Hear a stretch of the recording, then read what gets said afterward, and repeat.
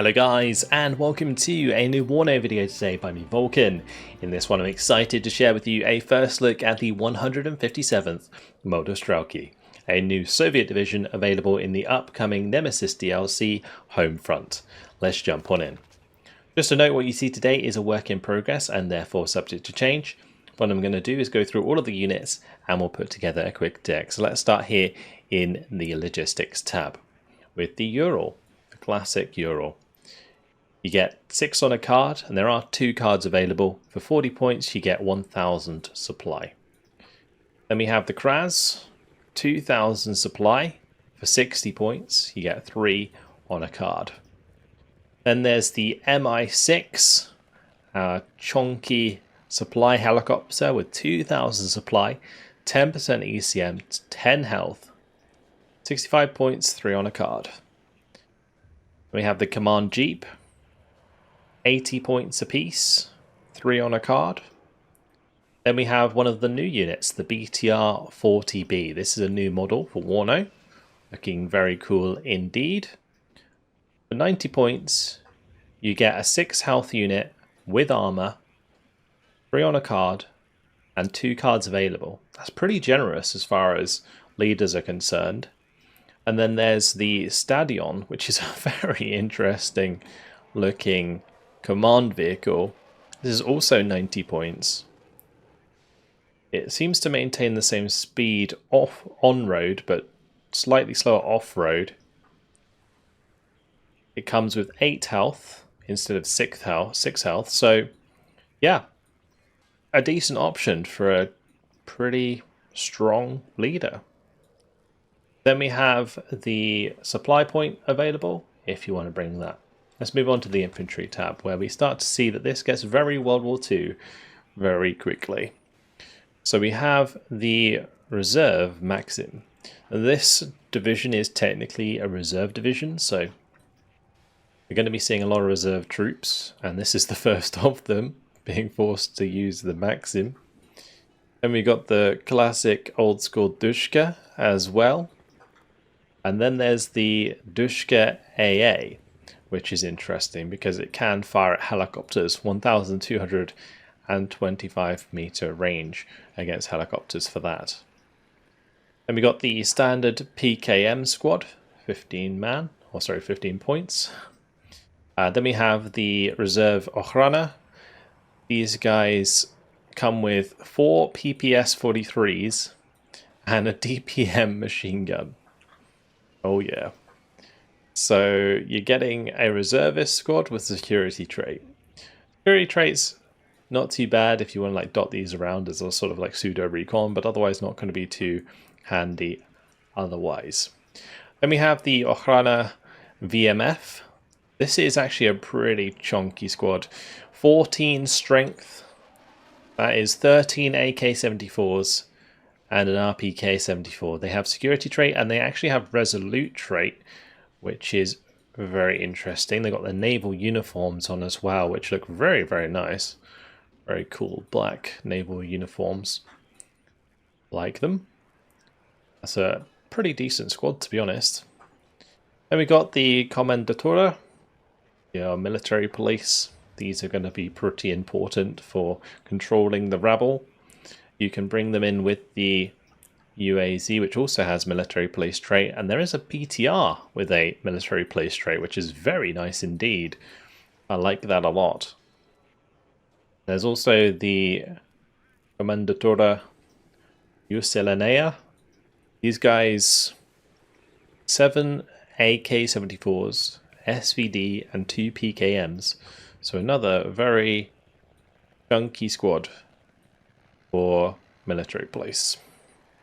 This is actually pretty decent. Then we have the Reserve Pulamachiki. So 5 AK-74s and 3 PKMs, no AT. Can be brought in with a BTR 152K. Then we got the Reserve Leader. So these are an 8 strength leader, 7 AK-74s, PKM and RPG 7VM. Can be brought in with the BTR 152K as well as the Euro, of course. Not too sure how I feel about the leader. It's got enough men for me to want to use it, but I feel like the reservist trait doesn't matter too much on those either. Let's have a look at the normal reserve unit. So you get 12 on a card if you want to bring them in at the green veterancy. These guys, 8 strength, 7 AK-74s, RPK, RPG-7VM for 30 points plus their transport. They're going to be super cheap. That's one thing. Then we got the Prizivniki 10 strength squad, AKMs, DPM, a old school Mosin sniper rifle, and an RPG-2. That is 10 penetration at 500 meters with 45% accuracy. That is shockingly bad. But a very interesting squad. And then we got the reserve B11. 15 penetration at 1,400 meter range. 35% accuracy. Very interesting looking recoilless rifle, that's for sure. Then we got the Fago M ATGM squads. Not too bad. 17 penetration, 2,450 meter range. Do have the good stealth, so they're able to keep themselves hidden. You're going to be using a lot of those. Then we got Reserve Sapori, 8-man squad with reserve trait and shock trait. At least they get the shock trait. They have the DPM, they have a satchel. There's also a flamethrower squad, the Sapori with the LPO launch, flamethrower, sorry. They get 2 PPS 43s, 5 AKMs, and then the LPO. Cool to see the PPS 43 in game. Then we have some Motostrelki. So some standard rifle infantry. We got the Motostrelki leader, 4 strength squad with an RPG-22 and smoke grenades. We've got the Motostrelki BMP, which is a 7-man squad with the RPG-7VL. Do come in with the BMP-1, so you are going to get at least some mechanized forces. And then we have the standard Motostrelki. These guys come with the RPG-7VR, which has 20 penetration, so much better with a 55% accuracy. And they come in with the BTR 60 PB. So you're going to want to kind of mix these in with your reserve troops in order to actually provide some close range AT, so you don't just get run over by enemy vehicles. But otherwise, a very interesting, if not maybe weak, infantry tab. Let's move on to the artillery. We have ourselves an 82mm mortar. 6 available in a card, 2 cards, 35 points apiece. We've got the 120mm mortar, which is 4 on a card, 2 cards, 45 points apiece. Got the 152mm D1 available. There's also the D30 122. Plenty of those, 4 on a card, 2 cards. And there's the BS3 100mm, which interestingly enough is in the artillery tab. It's like an old school AT gun that we saw in Star Division 2. 16 penetration at 1,925 meter range. Technically you could use it as an AT gun. Not sure how effective it would be against modern vehicles, but it's a big gun. Speaking of big guns, 203mm B4M. This thing is pretty crazy. Look at the rate of fire though.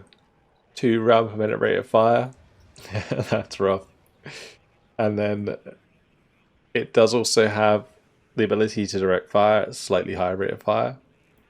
And then we got the 280mm. Is this literally 1 round per minute rate of fire? That's yeah, that's pretty crazy.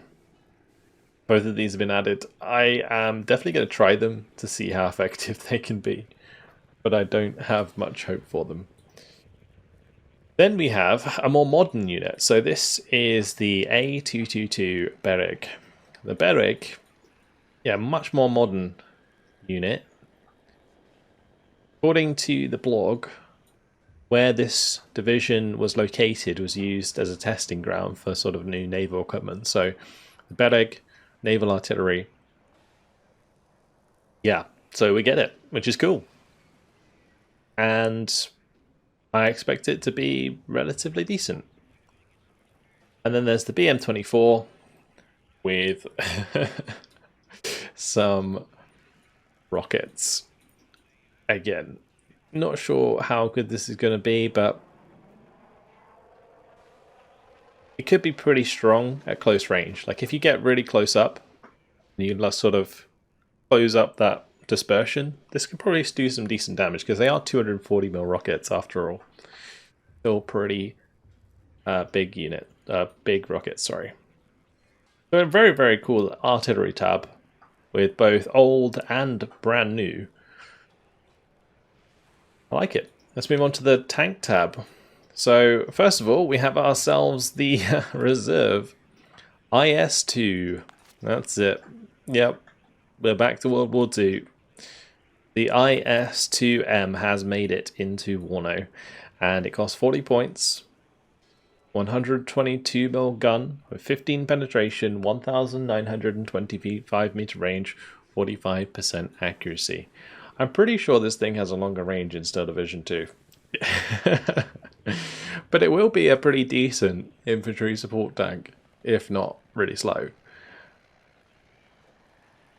Like, it does come with 3 machine guns, plus the main gun, and the main gun does have a decent amount of HE, so yeah. Could be okay for 40 points. Just depends if you can fit it in the deck. There is the Maliotka P. This is a reserve Maliotka P. I don't think it's going to matter as much. As long as you're getting the first shot on target, the suppression is not going to be so much of an issue. Because if this gets hit by a tank that it's firing at, it's probably just going to die anyway. And there's the 100mm KSM 65. Look at that. 9 round per minute rate of fire. 16 penetration, 1925 meter range, 55% accuracy. Accuracy's okay. Penetration's like reasonable for dealing with like light to medium armor. Rate of fire could be a little bit better, but it's not terrible. 55 points. I wonder if that's worth it. Right, moving on to the T-55s, we have the reserve T-55 leader, which has the 11 front armor, the 100mm gun with 16 penetration, 1925 meter range, 50% accuracy with the base 1 bat. It's an okay command tank, sure. Then we have ourselves T-54Bs, which have a worse gun. So 14 penetration and the base accuracy of 45 is not too great. But 60 points, it's very cheap. Then we got the T-55A, which is getting the AP increase. I assume it's the same gun, but the ammo is changing. You can see that's kinetic ammo, and that's high explosive anti-tank ammo, so that's why the penetration is changing there. So you're paying an extra 15 points for 2 penetration. And then we have the T-55 OBR-81, which has a slightly longer range, so 2,100 meter range, 50% accuracy. You're paying another 15 points on top. I guess it would be okay for catching out units with side shots, but otherwise, you know, you're going to be outclassed by most other tanks. There's the TO-55 with the flamer, always going to be good for infantry support. We've got the T-55AM-1K available, which comes with the 2,100 meter range on its gun. 60% accuracy with the base 1 bet, not too bad. Let's look at the normal variant. This one actually comes with Bastion HGMs. There it is. So we've got 18 penetration at 2,800 meter range with 60% accuracy. These will hold up at range. I think it's the 56 they get the T-62 with the Bastion. I've done some nasty things with those. And now you're getting 12 T-55 AM1s with Bastions. Yeah, these are going to be actually okay and decent front armor for a T-55 at 14. Nice. Alright, I look forward to using those. Let's move on to the Recon tab. We have ourselves the K1 Chetak. This thing is a licensed Alouette 3. 30 points. Very good optics. It's okay. It's a nice cheap recon helicopter. Then we got Razvedka squads, which can be brought in with the BTR-40. BTR-40 also has good optics and stealth. Razvedka, they got the exceptional stealth and very good optics. Then there's the standard BTR-40 with the WW2 mounted on it, so dual anti-aircraft gun. It's got 2,125 meter range versus helicopters. I don't see it doing that much damage to helicopters though, but an interesting option for a wheeled fast recon. Then there's the reserve Razvedka, which can be brought in with the BTR-40 as well. They have the RPG-7VM instead of the RPG-22. RPG-22 is really good because of the 15 pen, but mainly the rate of fire, 20 round per minute rate of fire. And then there's 2 cards of BRM-1K. So whilst this recon tab is a little anemic, at least you get some decent exceptional optics. And moving on to the anti-air tab, we have the Strela 3 squad. This is a reserve unit again. 4 HE power, 2,475 meter range. And there's 2 cards of ZU-23-2s, 9 per card, 30 points each, 2 cards available. Decent for shooting down helicopters, obviously going to struggle against aircraft with 1,950 meter range. Then there's the 57, which has a pretty low rate of fire, but still could shoot down helicopters relatively well. There's the 130 mil. Oh, wouldn't it be nice to watch this just bang like a jet out the sky? The HE damage on this is actually pretty good. So 10 round per minute rate of fire, 2,650 meter range against helicopters, 2,300 meter range against aircraft. It also can fire against ground targets at 1,925 meters. I just want to try it out. I don't think it's going to be that effective, but it could be fun. Then we got the Euro with the ZPU-4. So that's the 4 ZPU setup. That's certainly going to tear helicopters again, but struggling against aircraft. Finally, this is where you're shooting down aircraft, hopefully, if you can get a shot on target. The Krug. The good old Krug.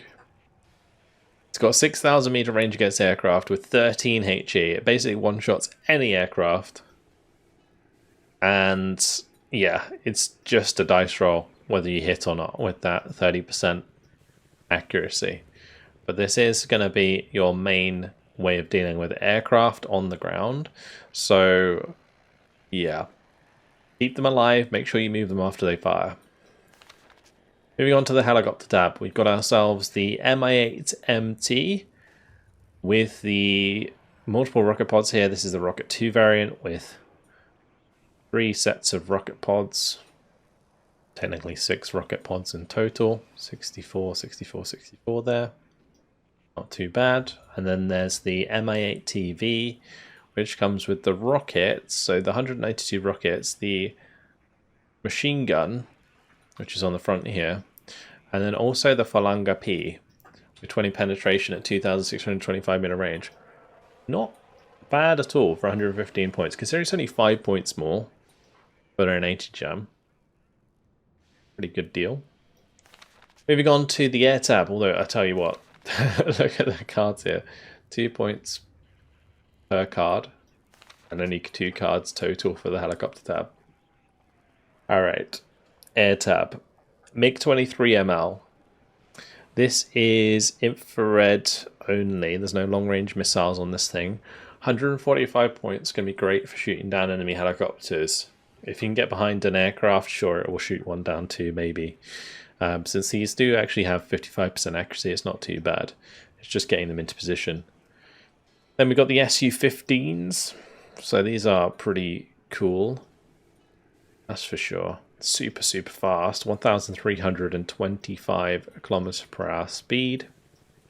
They have 2 air-to-air missiles, the R98MT and the R98MR. Both similar. One's got more accuracy and more range. And then it comes with 2... Oh, sorry, is that just one? Oh, it is 2. 2 R60Ms. Okay. Interesting. So, potential long-range engagement tool there. Then we got another one which comes with 2 R98MTs, which are the ones with less accuracy and less range. 2 R60s, but also a gun mounted in this one.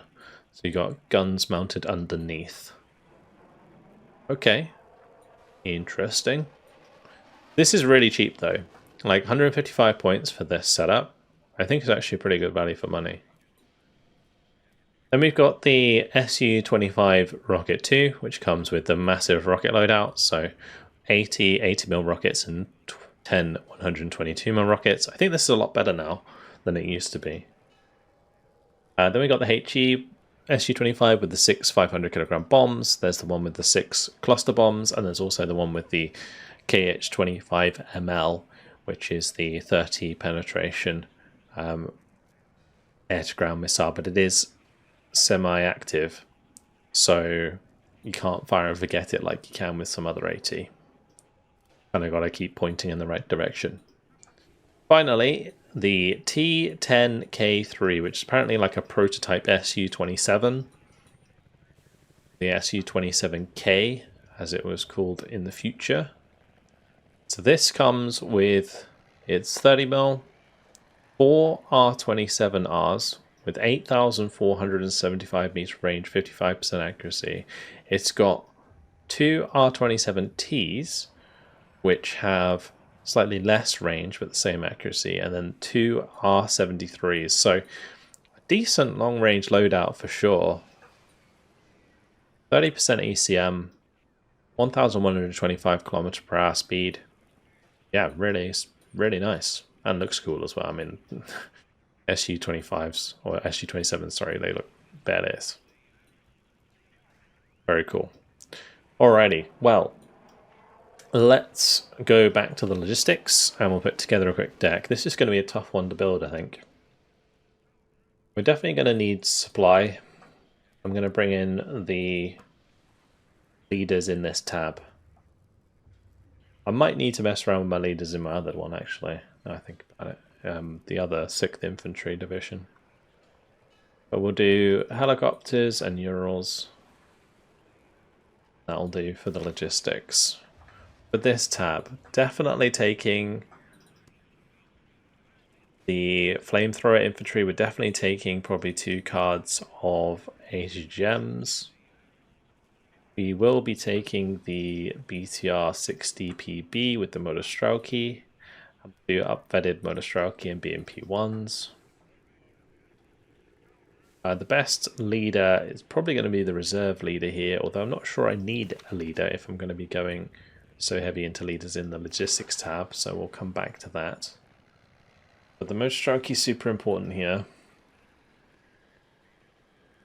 We're going to bring in the Ochrana VMF upvetted, and then also the Commendatura for our military police. Otherwise, I'm thinking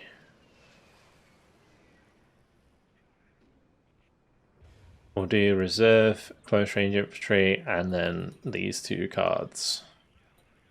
The Prizivniki. I would bring the Pulamachiki. I really don't like bringing infantry without any AT whatsoever. It'd be pretty fun to try out the AA Dushka. Let's just pop that in there for now. We'll see if we can get some value out of that. So the plan will be to have these 2 working together. Make sure all of the reserve units are together on the top here. Everything on the left, not reserve. Everything on the right is reserve.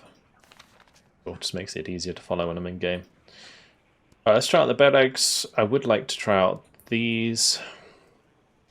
I wonder if upvetting them even makes much of a difference. Oh, 1 to 2 rate of fire. Crikey, that's like 100% buff. I will take the BM24s. Try out the 280s. It's just going to be a more effective version of the 203. Pretty sure it's just going to like hit the mark and do loads of damage. That's just kind of the plan. We'll come back to that in a moment, because I know that I want probably the leaders and both these sets of tanks. Whether I upbet them or not, I'm not entirely sure. It could be worth it just to get maximum value out of them. We'll try out the IS-2s. I'll throw in the Maliotikas, I think, or maybe upvetted reserve T-55s.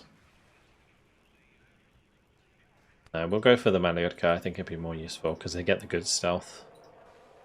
I do also want to try out this at some point.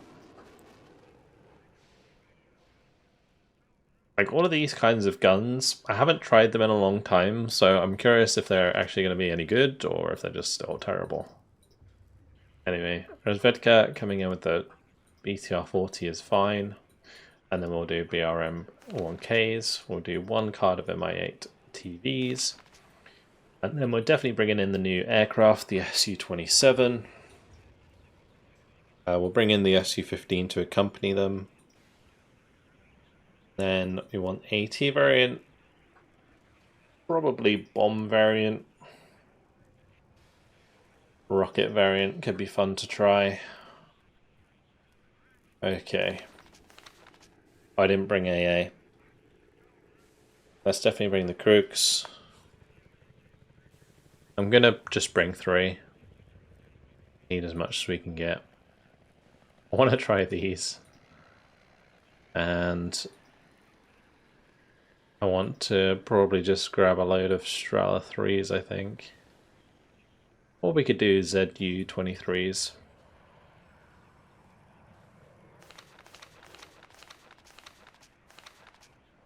I mean, our anti-air is like pretty good in the skies, so I can kind of mess around with it on the ground, I think, and it's not too... I'm probably going to change that at some point, but for now, I think that's what we're going to do. So that's the 157th, sorry, Motostrelki. Let's have a look at it as a whole. So this division, it's okay. I realised I spelled Motostrelki wrong there. I don't know how I feel about this division. It's like so reserved that I don't even know if it could be useful. Like the T-55s kind of carry it a little bit more in the open alongside the BRDM-2s. Your aircraft, at least you're going to be able to cover the skies pretty well, especially alongside the Krug. But where does your pushing power come from? Because it's not like the other division where you have some airborne units that can take ground and then you hold. No, you're just pushing in straight in with reserve units. It's going to be rough. It's going to be a very rough division to play, especially in team games. Actually, I say that, it's probably going to do better in team games than it is in 1v1. Alright, well anyway, the 157th Motostrelki. Let me know what you think in the comments. Hopefully you guys enjoyed the video. Thank you very much for watching, and I'll see you in the next one. Goodbye.